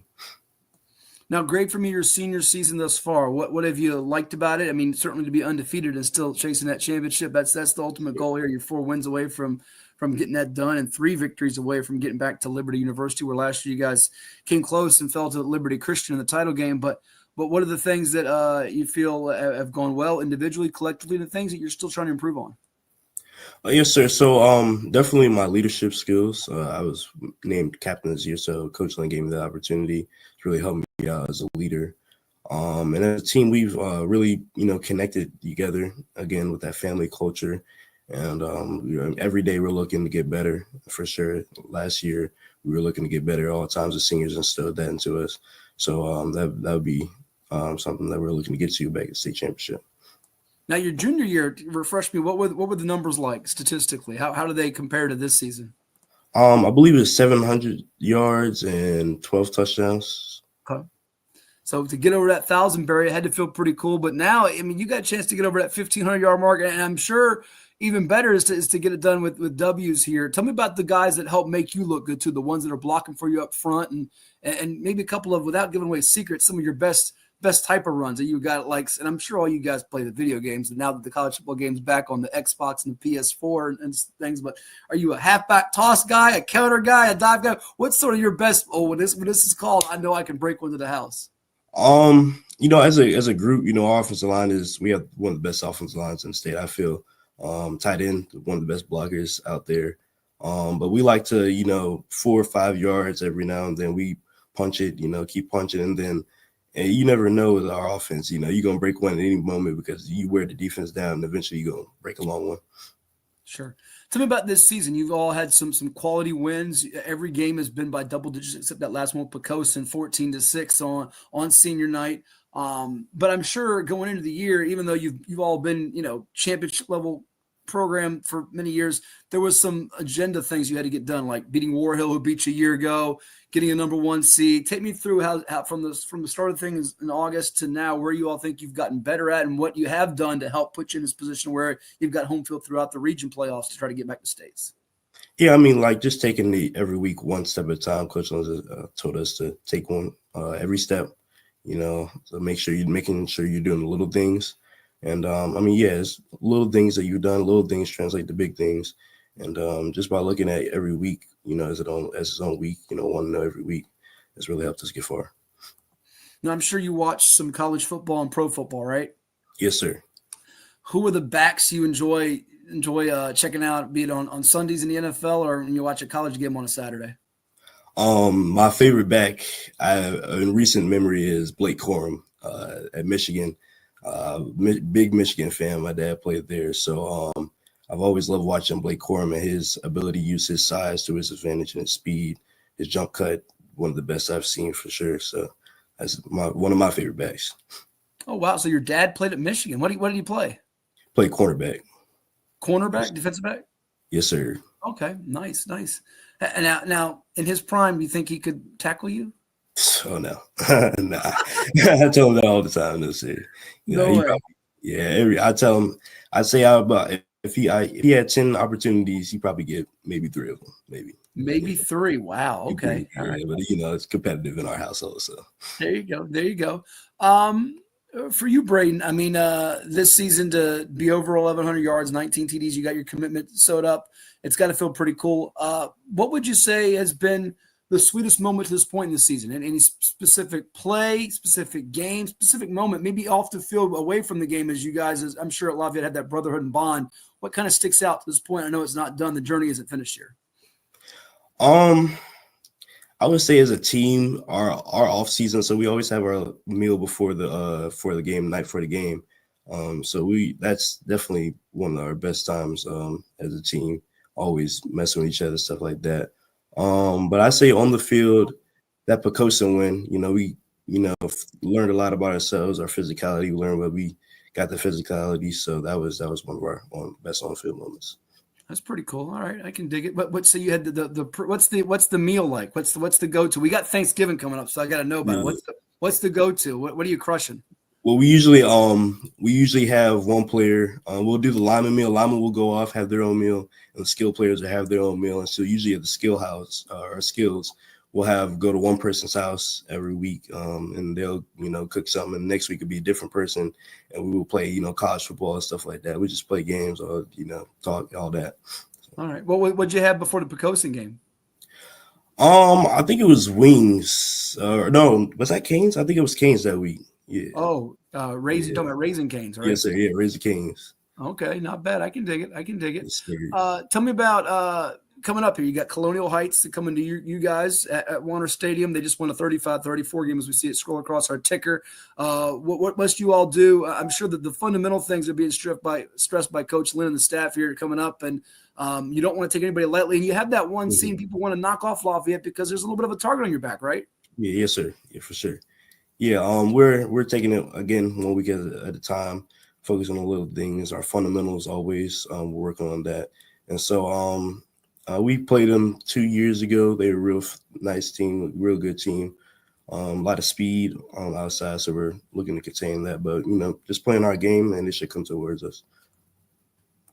Now, I mentioned it. You're going with a teammate to William & Mary. I think it's your long snapper, Joseph Williams. He's committed as well. Tell me about that. And I'm sure you might be looking at, even if they're not seniors, some other guys on that Lafayette squad, 2026, 2027, other players in the 757 trying to build something at William & Mary with Coach London. And you always want to have blockers for you, right? So tell me about what the dialogue was like between you and Joseph and anybody else that you might be trying to get you to join there at William & Mary.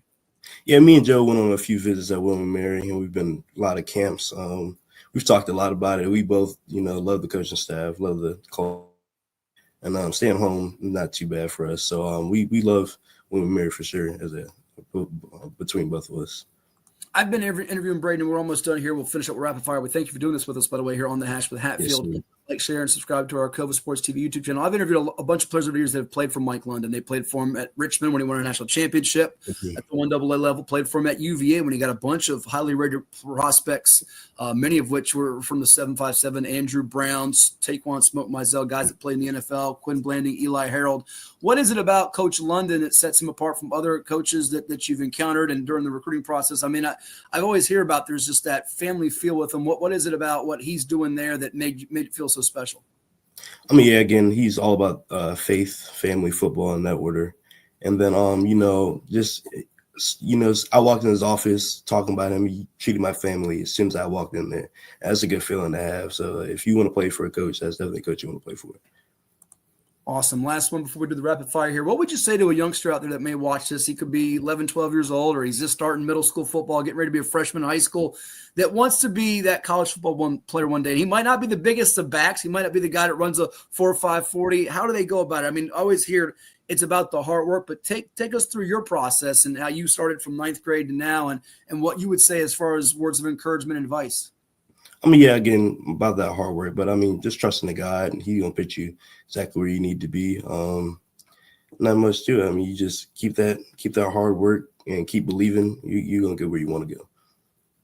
There you go. I don't know if they can break off 96. Was it 96-yard touchdown run you had in the first round against Petersburg? I should say it was. Yes, sir. 96? Is that your longest of the season? Longest I've ever ran career. I don't know. Yeah. So when your number got called, did you think it was a house call right away, or was it not until you played the first level? I think everyone was a house call for sure. So yeah. I mean, it's always in the back of your mind. You look down the field, 90 yards, like But yeah, you haven't had any call back this year on a penalty, have you? On a hold or anything? No, I don't think so. I had a couple last year and my sophomore year for sure. I think I had 3 my sophomore year. So this year has been pretty clean. Awesome. Let's do some rapid fire. You ready? Yes, sir. Here we go. Brayden Smalls, the standout running back from Lafayette High, who we mentioned a couple weeks ago on our On the Hash with Hatfield. I look at him and Stokes, player of the year guys in the BRD this year, and we may see if he gets region player of the year in 3A, all-state consideration for sure in my eyes. All right, here we go, Brayden. What's your favorite TV show? I think it is Everybody Hates Chris. Everybody Hates Chris. They did like a little remake too, I think, of that. Yeah, I think so, yeah. Like the original though, right? Yes, sir. All right, what's your favorite movie? Not much of a movie watcher. I'm not gonna lie to you. Yeah, that's not something I like to do. But if I had to, anything Marvel. Anything Marvel. Okay, so you got the little comic. I like that. Twitter or IG, or I should say X or Instagram. What are you going to? Not much of a social media user, so I'm gonna say Twitter because that's where all my football stuff. Okay. Late night snack. What's your go-to late night snack? Goldfish. Goldfish. All right, I can dig it. Sport you like most besides football is what? Basketball. Okay. Give me your favorite NBA player. Steph Curry. You're a Steph Curry guy. All right. You could trade places with one person in the world. Who would it be? I'm gonna have to go with the president. I feel like it would be fun to, run the country. Talked a lot about that in history class. So. All right. Last 3 for you. Who does the best impersonation of Coach Lynn on the team? Tristan Harris. Tristan Harris does. I just interviewed him after y'all's Pocosi game. I wish I had known that. I would have had him do the voice for me. Okay, well, remind him if you win the state championship, he's got to come on with us. Maybe get you and Coach Lynn all 3 on, and he'll do the impersonation. All right? Yes, sir. Last 2, please. Last 2 for you. If you can visit one place in the world that you've never been, where would you go and why? Iceland, because I heard everything is pretty safe up there. So. Okay. All right. I can dig it. And lastly, what is the best stadium to play at besides Warner Stadium? I haven't played that many, or we haven't played that many, but I want to say Brentsville District, when we went up to the semi, that was a great atmosphere. Yeah. Okay, there you go. That is the one and only Brayden Smalls. Watch out for him as Lafayette continues its pursuit of a state championship in Class 3. They're 11-0. They'll be playing host to Colonial Heights, and Brayden's committed to play his college football for the tribe of William & Mary. Great talking with you. Congrats again. All the best to you, and look forward to seeing you hopefully on that journey to Liberty University in the state championship in December. Yes, sir. Thank you. Have a good one. You got it. Brayden Smalls, our guest here on the Hash with Hatfield. We'll take a timeout and come back with more. You're watching our football preview for round number 2 and going around the 757 and beyond right here on Cova Sports TV. Let's hear a word from some of the sponsors that make it possible for us. Stay tuned. After more than 50 years of innovation, AstroTurf still leads the way. The inventor of artificial turf does it all, right here in the USA. We engineer, test, manufacture, and install the world's most innovative fibers and turf technologies, with over 30,000 tracks and fields worldwide. AstroTurf, powered by Sport Group. Hampton Roads has a long-running high school and college sports tradition. It's time to give them the spotlight they deserve. This is 757 Sports Talk. Usually it's Hatfield. That's why I try to tell everybody, get on Hatfield. He is the legal scribe, the talking head that knows all this, puts the whammies on. We do things different on this podcast. That's why we're rated number 3 in the state. You got Play-Doh? Get out of here! We got people all over the globe watching with us. Sitting in a phone booth with you would be very... well, no, we got to have your own phone booth. I'm not sitting in a phone booth with you. It is 757 Saturday Sports Talk here on Cova Sports TV. Like, share, and subscribe.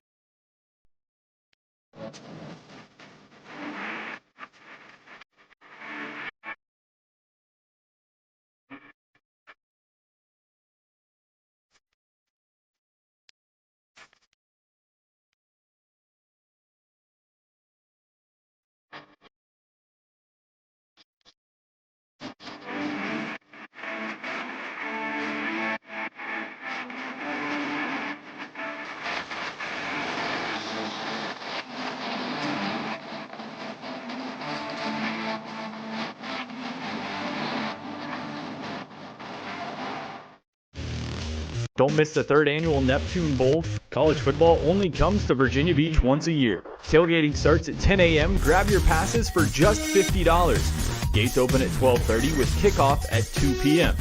Advance tickets are only $20 or $25 at the gate on game day. Get ready for the Neptune Bowl presented by DoubleTree by Hilton on November 23rd, 2024 at the Virginia Beach Sportsplex. Visit beachsportsplex.com to learn more today and secure your spot.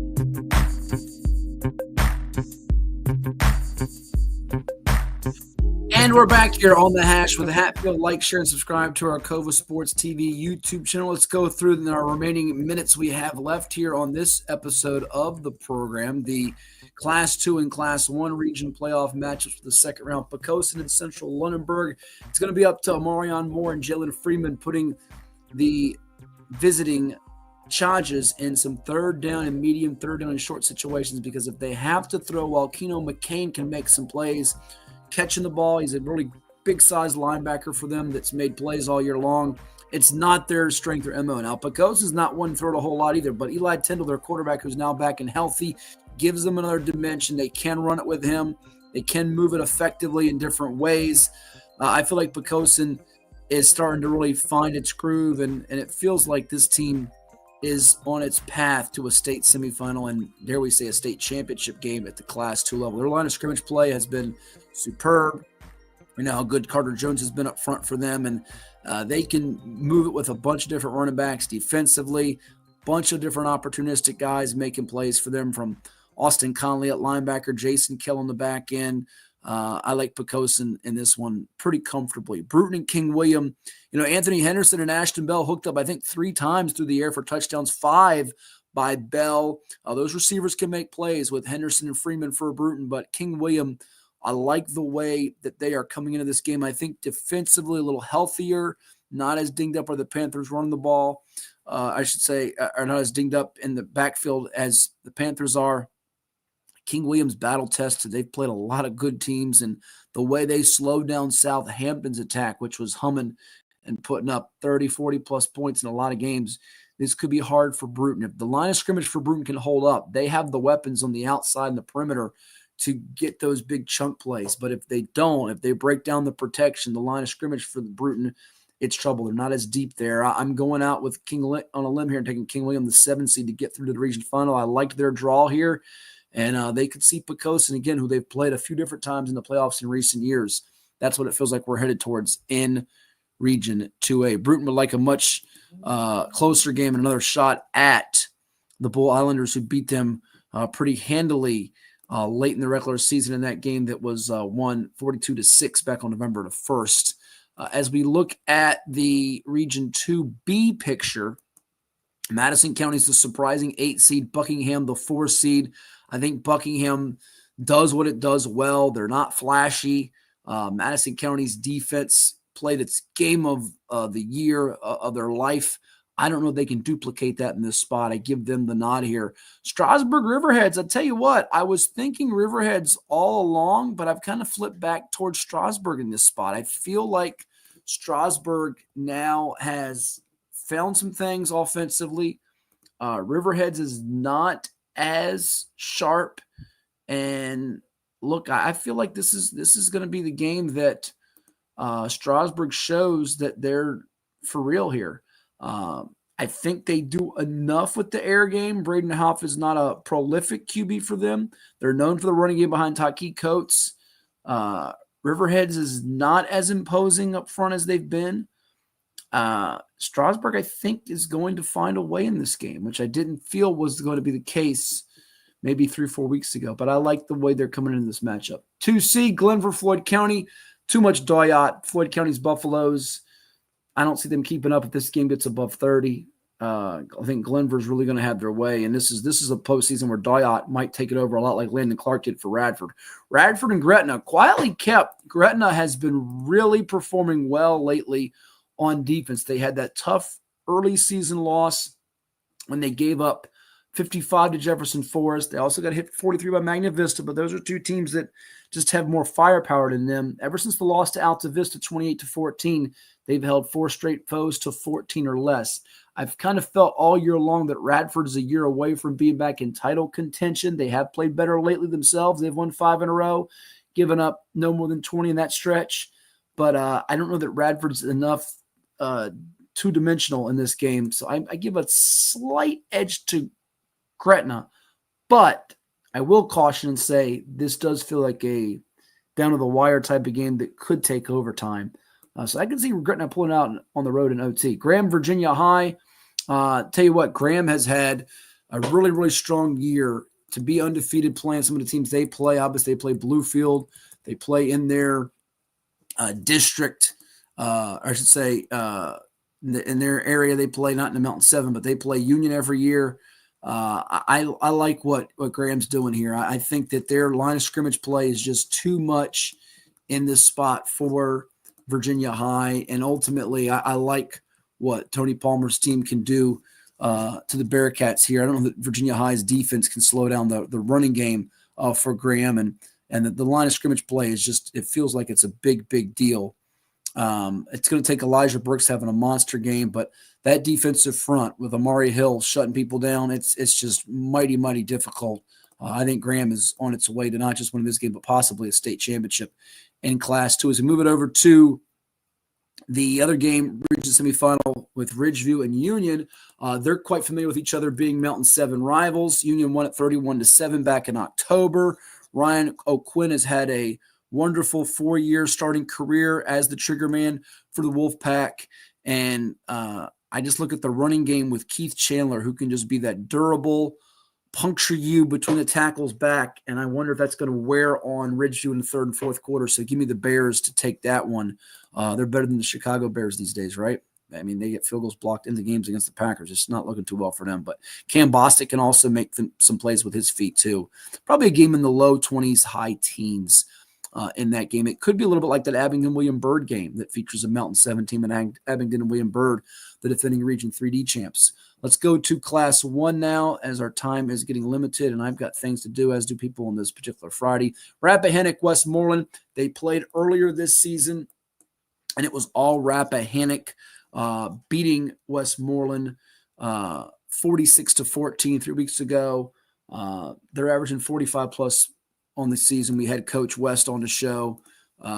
Look, Rappahannock is I think now starting to show they might be the real deal in Class 1, which we had our doubts about. We were wondering if they were really legitimate here as far as a big-time team that could compete for the state championship. With C.J. Kelly and Kenneth Madison, that offensive backfield combination, it's mighty, mighty good. And I think Coach West likes his chances to get through. Now, they might see Essex again. I think they will see Essex again. Middlesex, not built defensively, in my opinion, to slow down what Essex presents. I think Essex will have its way in this particular spot with the running game. Could run it 40, 50 times in a row and get what they want. Sussex Central, Alta Vista. Cardinals with the 4,000-yard rusher, LaDainian Stone. I think they beat Sussex. It was a close game last year when they met in the Region 1B final. I don't think it's going to be as close as that 22-16 game because Alta Vista is now putting up nearly 49 a game and giving up just 9.3 per contest. Sussex had its trouble with Surrey the last time out. Buffalo Gap, Brunswick, this is a total coin flip to me.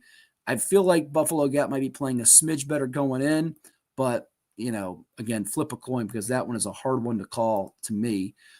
Class 1, Region C, Bath County and Narrows. Narrows played pretty well with Hunter Owens and Cooper Helvey in that group last week and beating Perry McClure.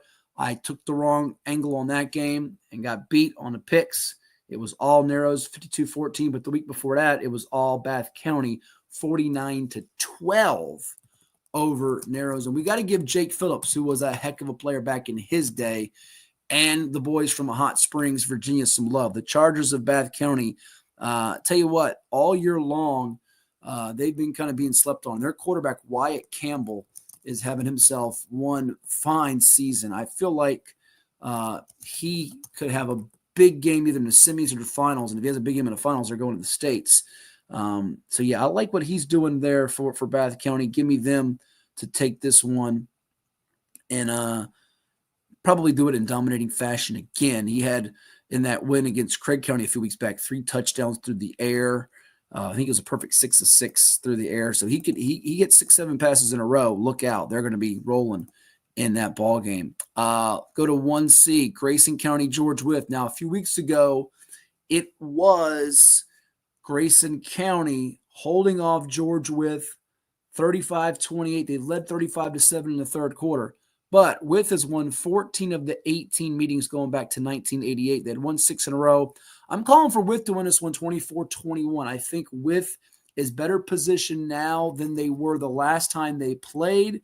Look, they're pretty balanced on offense with what they do. They can beat you running it or throwing it. They've got a number of guys on defense. Cam Skeen's beat them that can make plays. Shane Huff is throwing the ball well. Trey Rainey's going to be closing on 2,000 yards if he gets a couple more games here to add to his totals. And I've heard through the grapevine that one of the Goad brothers is dinged up for Grayson. And if that is the case, that decreases their chances in my eyes quite a bit. Could be a will of a ball game, much like a lot of these 3-2 matchups are in semifinals. And to close it out, Rye Cove versus Grundy. Grundy's been on a hot streak here lately, the way they've been moving the ball and scoring at will. I think in their last, what did I write here? Their last 6 wins, they've been averaging 31.7 a game. They've been beating people by 31.7 points per game, which is insane. They beat Honaker 66-30. They started out 1-4, but in the end, I think the Rye Cove offense is just too much with what Landon Lane can do, running it and throwing it. One of the better dual threat QBs in Class 1. We talked about how good Campbell is. Mr. Lane is the same thing for Rye Cove over there. And Eastside, Patrick Henry, Glade Spring. Love the matchup here. You got Tyler Barrett, that big lineman we talked about. Jebediah Stewart, who found the end zone 4 times for PH Glade Spring last week in that upset of Holston. But Keldon Hamilton, sophomore, who does it on both sides of the ball. 7 touchdowns last week. Single-game school record. He's run for over 1,600 yards. He's got triple-digit tackles on the season. Eastside's not super deep, but they keep rolling. If they don't play, Rye Cove is the only team to beat them.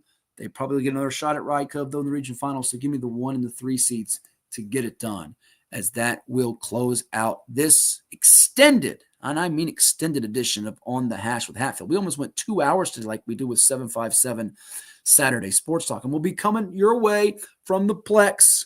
I think we're in the parking lot tailgate or on the field. I don't know where we're going to be. I'll find out Saturday where we're going to be. But we look forward to doing it all with you out there coming up on Saturday. And we have the Neptune Bowl coming your way at 1 o'clock. Check that at 2 o'clock. 2 o'clock. Come on out. 1 o'clock, we'll take you then. 10 o'clock, we're tailgating. Enjoy your football weekend, everyone. Lots of fun. Wherever you are, it can be somewhere else instead of being here. Just watching it outside the company. Have a good one. We'll talk to you next time. Thanksgiving weekend on The Hash with Hatfield. See ya.